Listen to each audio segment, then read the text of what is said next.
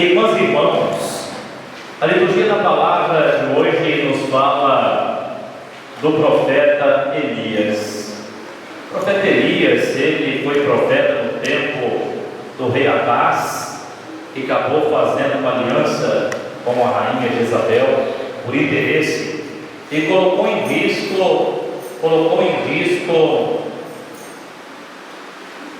a vontade de Deus de sempre manter no trono um dos seus.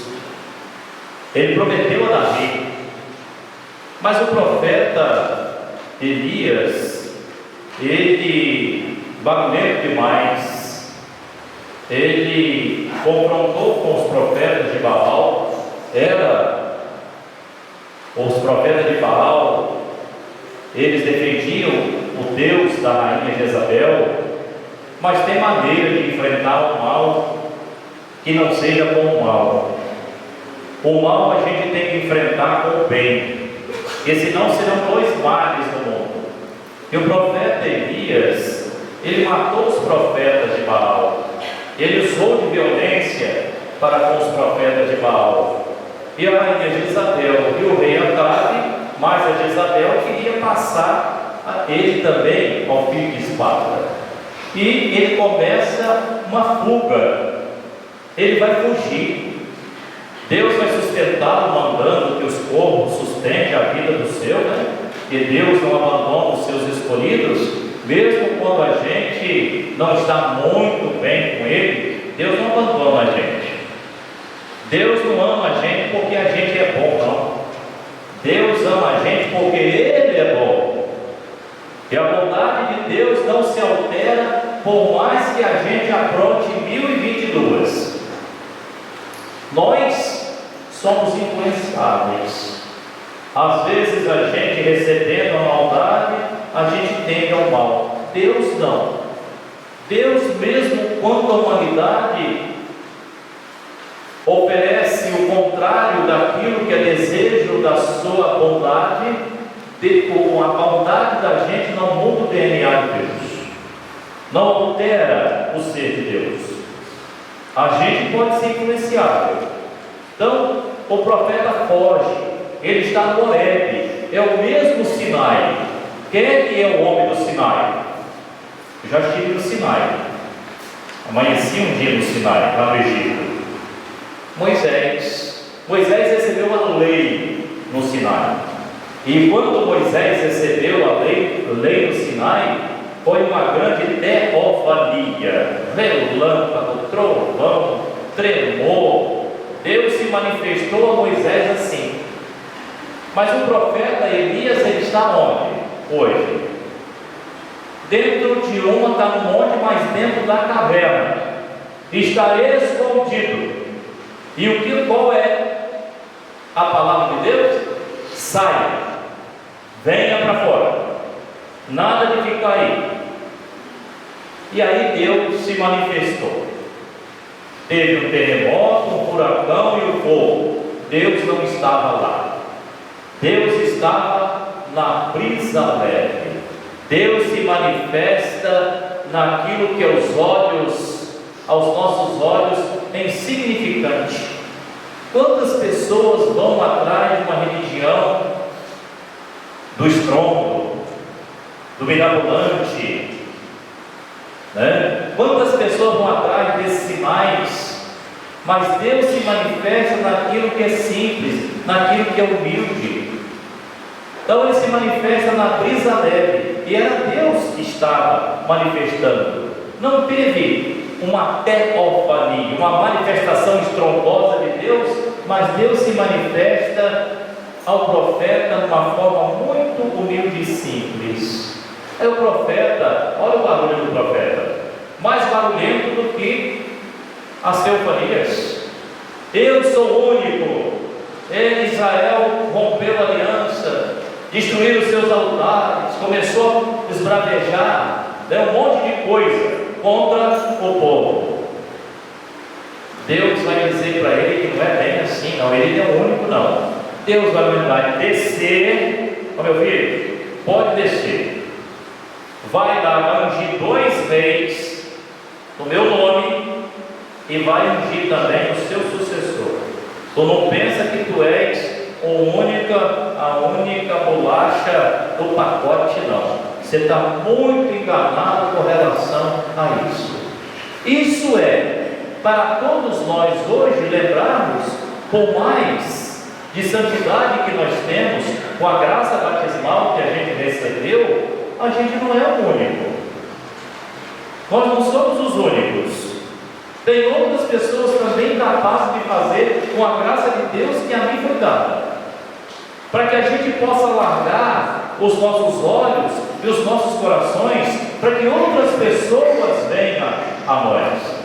O profeta Elias, ele se achava o único, ele se achava perfeito e único, e Deus não vai deixar parar a sua arrogância e prepotência, embora em nome de Deus. Pode descer, primeiro sai, depois veja, depois desça, depois unja quem eu mandar. Então muitas vezes nós também não queremos dar a unção ao irmão.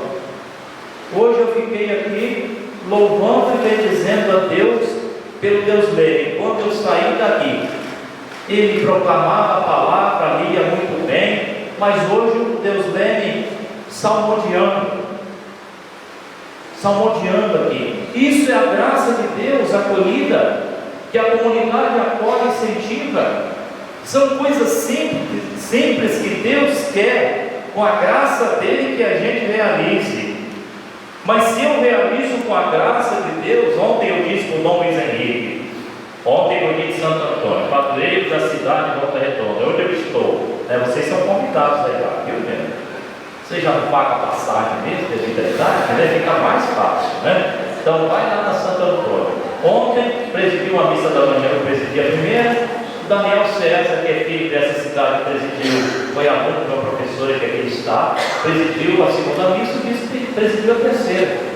O Daniel presidiu a missa, muita unção, uma pregação sobre Santo Antônio maravilhosa. Eu poderia ter guardado para mim, né? Quando o bispo, a gente foi caminhando na procissão e o bispo foi mesmo mandando, né? Ele estava no esporão, reza por ele também. Padres, esses bispos estão precisando, é conhecido para rezar, jogava dentro deles lá, tal. Aí ele foi na procissão, mesmo mancando, com dor no pé, foi na procissão com a gente. E quando eu tive a oportunidade, falei, bom, né? Que maravilha o padre Daniel presidindo e pregando a palavra. Nós precisamos falar bem daqueles irmãos que fazem o bem em benefício da comunidade. Não é a gente ficar com ciúme e inveja, não, de forma alguma, porque o dom é de Deus, a graça de Deus que age em nós. E eu digo já de antemão para vocês, boas notícias. 2 seminaristas que passaram por aqui, eles já concluíram seus estudos. Se Deus quiser, gostaria de ver vocês todos lá. Não sei onde vai ser a ordenação, agora eu peço por eles, o Alisson e o João Pedro, concluíram teologia, já apresentaram os trabalhos e foram bem avaliados. E tem outro lado de resenha que vocês talvez só tenham visto, é o Diego Medeiros. Mas 3 seminaristas concluíram os estudos de teologia. Agora temos conselho presbiteral no mês de agosto, e aí possivelmente vai ser marcada a ordenação diaconal desses nossos irmãos. Então, olha que bênção de Deus, né? A graça de Deus se fazendo presente na vida dos nossos jovens em vista do ministério. Mas a gente que é mais velho, às vezes, né, tem ciúme. Uma coisa que eu não tenho, ciúme de padre.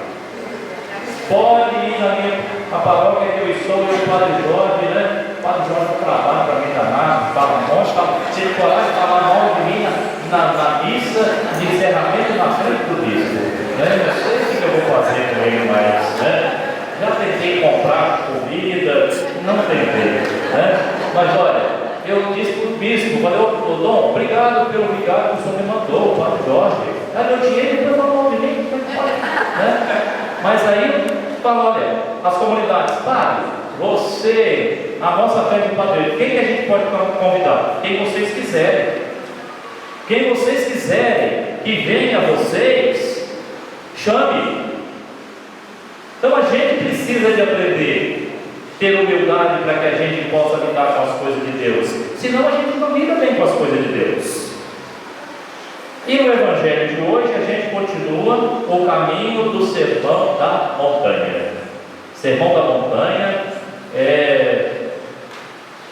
não é o Sinai, Monte das Bem-aventuranças, né? É o capítulo 5, 6 e 7 de Mateus, né? E Jesus está falando, ele diz que não veio abolir a lei, ele veio dar pleno cumprimento da lei. Ontem ele falou do quinto mandamento. Qual o quinto mandamento? Não matar. Não matar. Mas Jesus ontem ensinou para nós que antes de não matar, é preciso a gente refrear a língua. É preciso que a gente não fale mal dos outros, nem palavras que o nosso linguajar da língua portuguesa é inofensivo, tolo, idiota.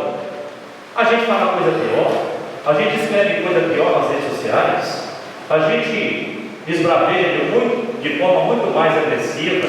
Então Jesus está falando para que a gente cumpra o quinto mandamento, é necessário que a gente coloque moderação naquilo que brota do nosso coração, que sai da nossa boca, que ofende as pessoas. Então, Jesus mata o mal na raiz. E hoje ele fala do mandamento, do sexto mandamento, não adulterar. Não adulterar. E ele fala para nós que o adultério começa no olhar malicioso. É quando olhamos com malícia ali, já cometeu adultério no coração. Então é necessário cortar, não a mão. Cortar não arrancar os olhos que olhou, não arrancar a mão, mas tirar o mal do coração da gente. Tirar aquilo que nos leva a pensar a maldade. Então Jesus é aquele que antecipa as coisas, ele corta o mal na raiz. Depois ele vai falar do divórcio. Quando Jesus fala do divórcio, lá naquele tempo, quem mais sofria com o divórcio, que não tinha seguridade nenhuma social, era a mulher. A mulher divorciada naquele tempo, ela era uma presa fácil da exploração, da escravidão. Então Jesus fala aqui que naquele tempo ainda eles vão reivindicar, né? Moisés pediu para dar uma certidão de divórcio, mas ele nem sempre foi assim. Nem sempre foi assim. Isso é por causa da dureza dos vossos corações. E ele fala depois, né? A pessoa que casa com a mulher divorciada comete adultério. Ele diz que o divórcio deve acontecer só em situações ilegítimas. São as casados entre familiares. Lá no capítulo 18 do livro do Levítico, coloca uma série de coisas, são os parentes próximos que não devem ter casamento. Lá no Egito, como o livro do Levítico corrigia os malefícios da cultura egípcia, que o povo foi escravo, para não repetir, deveria não fazer. É claro, gente, aqui no Evangelho fala, tem muitas situações de divórcio no tempo presente que faltou maturidade, faltou formação. Sábado passado eu estava no encontro com os noivos. Estava no encontro com os noivos, 6 casais. Inclusive tem uma sobrinha minha que está fazendo os encontros para se casar com o Guilherme, Ana Flávia. Eu estava dizendo exatamente desse companheirismo, desse compromisso, dessa fidelidade que o mundo de hoje despreza de tantas maneiras. Então aqui também não é tratar a pessoa que não conseguiu levar o casamento adiante como se fosse uma pessoa marcada. Não, entra o princípio da misericórdia, acolher com misericórdia, rezar por aqueles irmãos e irmãs que no momento desse sofre, padece também. Então rezar por essas pessoas que estão nessa situação sem jogar pedra. Jesus, diante da adúltera, né? Surpreendido em adultério, porque o adulto já tinha escapado há muito tempo, uma cultura machista, né? Jesus vai dizer: quem dentre vós não tem pecado, atire a primeira pedra. Então não é para a gente julgar e condenar, é para a gente acolher, ver o que é possível fazer. A igreja tem, né, através do seu magistério, orientações para um casamento que não deu certo, ver a situação, por que não deu certo, tem a chamada nulidade matrimonial, que a igreja apresenta como caminho, né? Então tem que conversar com o padre da comunidade para ver o que não foi bem, que não levou o casamento adiante, né? Tem várias situações que é passível de nulidade matrimonial. Não se torna um casamento nulo, mas usa o processo da nulidade para acolher essas pessoas, não deixá-las jogadas, mas rezar por elas, acolher a comunidade, ter misericórdia, ter compaixão. Jesus prega o evangelho da misericórdia. Jesus foi tão misericordioso que os fariseus, mestres da lei, anciãos do povo, detestavam Jesus, odiavam Jesus, por inveja, porque Jesus veio manifestar o poder salvador de Deus. Tem gente que torce para a perdição do outro, né? Para o sofrimento do outro. Não pode ser isso conosco, mas tem que ser com a graça de Deus, a misericórdia de Deus, o instrumento que tem na igreja, ajudar aquela pessoa a se encaminhar na vida. Que Deus abençoe a todos os casais aqui presentes, renove o seu compromisso de amor, de fidelidade, de companheirismo um com o outro. Não deixe se levar não pela onda que o mundo quer que a gente seja levado, mas que Deus ajude a gente a buscar um caminho, dia após dia, na fidelidade. Tropeçou, caiu, levanta, erga a cabeça, Deus está contigo. Reconcilie, siga em frente, e assim se faz a vida.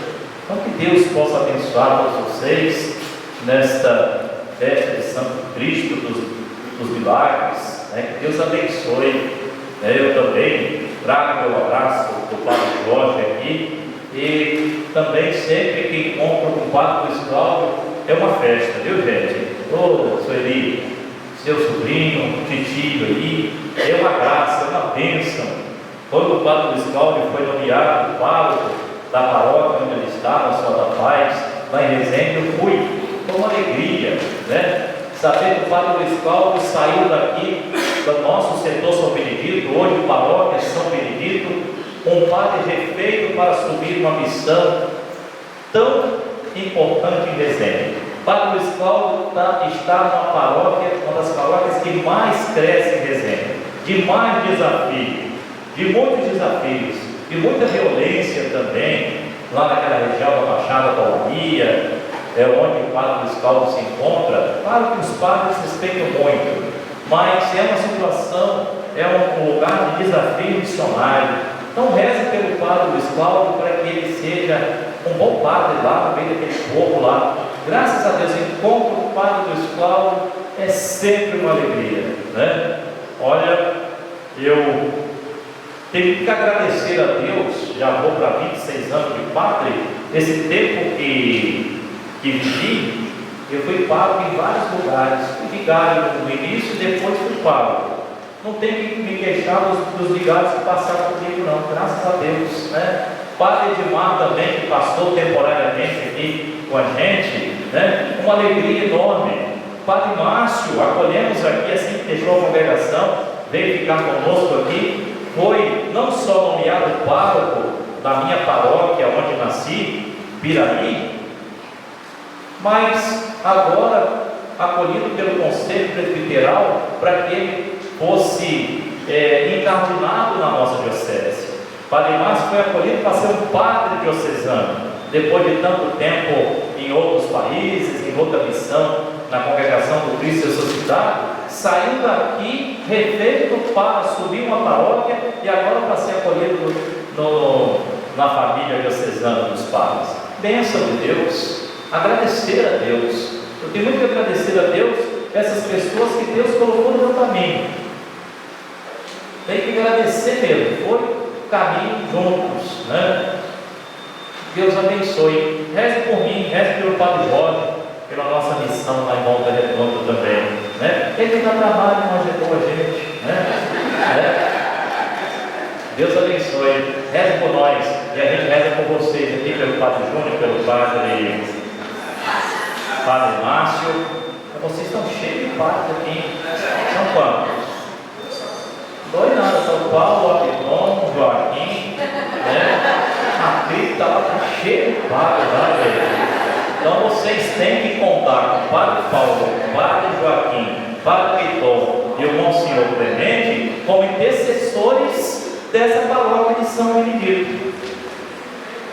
O povo antigo fala dos cemitérios como Campo Santo. Vocês têm um Campo Santo dentro da cripta da Igreja São Benedito. Vocês têm um punhado de intercessores. Então encham eles de trabalho. Dê trabalho para aqueles padres lá, né? Eles estão com vocês, porque está no céu, está na Jerusalém Celeste, né? Lá na minha paróquia, lá só eu e o Padre Jorge mesmo, né? Mas aqui vocês têm um monte, vocês têm 6 padres, né? 4 no céu e 2 na ativa, né? Mas esse do céu tem que estar ativado também. Vocês têm que apresentar as necessidades para eles que estão no céu, senão eles vão ficar velhos lá, né? Vão ficar à toa, né? O Padre Abidon dedicou tanto tempo a essas comunidades, né, Dona Vilma? Oi? Esse ano vai ser o centenário dele, né? Se eu tiver um presente, eu encaminho para alguém de vocês entregar para ele, né? Eu não sei, de repente, né? Se alguém se habilitar, né? Do dia de uma comunidade de Santa Rita, que eu estava em festa, estava acontecendo muitos velórios, né? Às vezes a gente está assoberbado, velório, eu falei, olha, final da missa eu vou deixar o caderno ali, por favor, botar o nome e a data, quando vai para o céu, para eu organizar. O caderno tem uma linha escrita, né? Meu Deus do céu, o povo medroso. Dias atrás aconteceu uma tragédia na minha comunidade. Um casal espetaculares da comunidade Nossa Senhora de Guadalupe morreram num trágico acidente de moto. Casal na sua via, guiando tranquilo, né? Tem um filho autista, filho único autista, o Anderson. E me disse, eu de nada comeu carinho. Foram para o lado tirar o leitinho dele lá. Um desavisado foi fazer uma ultrapassagem errada, matou o Roberto na hora e a Márcia faleceu horas depois. E aí depois, vamos lá em Santa Isabel, para Ezequiel. Falei, vou, não precisa de carro não, vamos ao micro-ônibus. Vamos lá, subimos a Serra da Mutuca. Quando começa a descer a Serra da Mutuca, estourou o pneu traseiro do ônibus. Mas o ônibus ficou a deriva uns 200 metros. Vai para a Pirabeira, não vai. Com uma gritaria dentro do ônibus, uma choradeira. A hora que o ônibus parou, levantei e falei, muito bonito, né, gente? Vocês querem ir para o céu, né? Mas vocês não querem morrer de jeito nenhum, né? Padre, você brinca com coisa, você vai fazer. Eu falei, era briga de 2 pessoas, ia sobrar só eu. E alguém tem que dar testemunho de vocês. Eu ia fazer o menino em cima do capítulo 11 do Evangelho de João, né? Jesus se consola, Marta e Maria, né? Então, às vezes a gente faz umas experiências assim, mas as pessoas têm um medo danado do céu, né? Eu te amo, a minha vida, macuco, né? Então, irmãs e irmãos, vamos rezar. Vamos rezar pelo Anderson. O Anderson deve ter uns 30 e poucos anos, ficou sem pai e mãe. Meu Deus, né? E lá nessa mesa, agora da Santa Rita, bem pertinho, uma mãe semana passada, recém-habilitada com moto, achou que dava tempo de sair na frente do caminhão, acelerou em demasia, escorregou, caiu na frente do caminhão, sem chance. 5 crianças, órfãos. Não reze por essas tragédias, vão tem acontecido muitos acidentes fatais. Além dos homicídios que já é uma tragédia, ainda tem os acidentes. Em média, em Volta Redonda, acontece 5 acidentes envolvendo motociclistas. Então, que são motoristas de outros veículos, redobre cuidado com esses meninos aí. Leva o vendedor a divertir. Vocês ficam ligando para o delivery e você quer que a sua pizza chegue escorregando. Aí você bota pressão no motoboy e o motoboy não quer nem saber. Mas ao redor da noite não tem mão, não tem contramão, não tem sinal. Eles fazem uma arruaça lá. Mas aí eles são vítimas em demasia do trânsito violento nas nossas cidades. Então reze por essa situação do trânsito, a gente de rezar pela situação do trânsito. Né? Nesse tempo que eu fui daqui para lá, fui nomeado vigário episcopal para o cuidado da vida e da casa comum. Não tem muito o que fazer pela defesa da vida, mas tem muito o que fazer pela casa comum também. Visto as últimas tragédias do Rio Grande do Sul, aqui é um alerta geral para todos nós. E aqui eu não me canso de lembrar: queimadas. Volta Redonda tem uma vocação bem parecida com o Barra do Piraí na questão das queimadas. Queima-se tudo que pode no tempo da estiagem, né? Já vou acabar, colocar até os filhos. Então, irmãos e irmãs, né? Então a gente precisa de proteger a casa comum, né? Eu digo sempre, não gosto de Botafogo, vocês sabem, né, doutor? Não, fogo quer dizer mato, né? Acabou saindo, né? Então a gente precisa de nos comprometer com cuidar da criação. Aqui em Barra do Piraí, quantas vezes já teve tira, limpa o Piraí e toca o Piraí? Não tem mata ciliar mais, a terra da chuva vai tudo no Piraí de novo e toca tudo. 3 em 3 anos tem que desentupir o Piraí. Quanto se gasta? Mas quanto de mata ciliar tem na margem do Piraí? Pouco ou quase nada, taca fogo em tudo. Então a gente vai ter, no dia 22 de abril, eu fui na véspera de São Jorge, o cardeal Orani Tempesta chamou para uma reunião. Qual era o assunto? Antes da tragédia do Sul, discutir ações para minimizar e atuar contra as tragédias ambientais. Aí aconteceu, Engenheiro Paulo Fronteira, aqui em Barra do Piraí, memes, motos, soterramento, né? Então aqui foi a rompimento da rodovia, perdas, memes. Então a gente está mais do que na hora da gente pensar, né, na casa comum. O que a gente vai deixar para a geração que vai nos suceder? O que a gente vai deixar para o Bernardo? O que a gente vai deixar para o José? Esse aqui, como é que é o nome? Esse aqui. Como é que é o nome? Anderson. O que a gente vai deixar para o seu filho, Deus chama? Arthur. Que mundo a gente vai deixar para essas crianças que estão vindo para nos substituir? Uma natureza sem mata ciliar, sem florestas, água poluída. É isso que a gente vai deixar para a geração que vai nos suceder? Então a gente precisa de fazer aqui e agora. Eu bato no peito e falo mesmo, né? A nossa geração, a minha geração, dos 50, nós fomos incompetentes no cuidado da criação. Eu já vi de devastação da criação de Deus, desses 57 anos que vivo, é uma coisa muito dolorosa, muito triste, muito mesmo.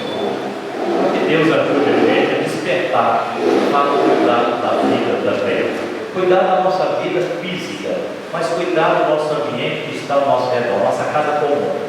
A gente não pode, se a gente não colocar esses temas nas nossas catequeses, a gente não vai ter futuro. Às vezes as nossas catequeses estão preocupadas com o sacramento, se comunga na boca, se comunga do joelhado, se pode tocar onde, se não pode tocar onde, pelo amor de Deus, né? Que coisa! Mas tem outras coisas também que devem ser colocadas na catequese. É coisas que vai garantir a nossa vida. Então que Deus abençoe a todos nós, abençoe essa paróquia São Benedito, querida, do coração, do Padre Jorge. O Padre Jorge falava assim para mim: vocês não vão me esquecer, só vão me esquecer depois que o Padre Juarez for para lá. Se homem dele, né, meu? ficou com tanto ciúme que ele perdeu os cabelos. Né? Então vamos agradecer a Deus por estarmos aqui nessa noite. E que seja uma bela festa de Santo Cristo. Amém.